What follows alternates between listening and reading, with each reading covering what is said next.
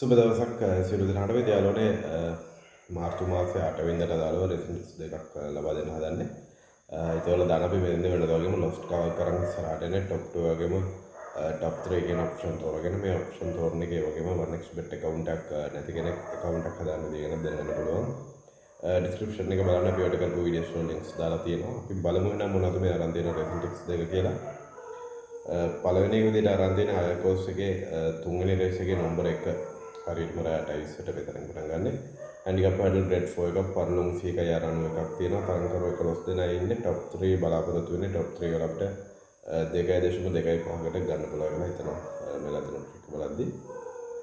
දෙවෙනි එක අරන් තියෙන චැලන්ජ්ෆර්ඩ් සිටියෙන් චැලන්ජ්ෆර්ඩ් සිටි හතරවෙනි රේස් එකේ නම්බර 3 තෝරගෙන තියෙන්නේ දෙවෙනි එක විදිහට. හරියටම 9 වෙනිදා පාන්දර 12:30ට මෙතනින් පටන් ගන්න. ග්‍රේඩ් 6 එකක් පරලොම් 6ක දුරක් තියෙනවා. තරංකරුව 10 දෙනෙක් ඉන්නවා.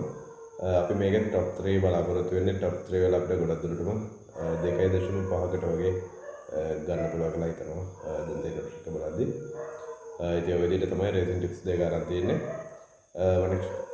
OneXBet account එකක් නැති කෙනෙක්ට පුළුවන් description එක බලන්න. අපි registration link එක දාලා තියෙනවා. ඔයාලට පුළුවන් link එකෙන් ගිහින් එහෙම නැත්නම් Google එකට ගිහිල්ලා OneXBet කියලා type කරලා උනත් එතනින් website එකට ගිහින් SL host කරලා අපේ promo code එක දාලා account එක හදාගෙන කරන පළවෙනි visit එකේදීම 35000 කරකම් CTC bonus amount එකක් ගන්න.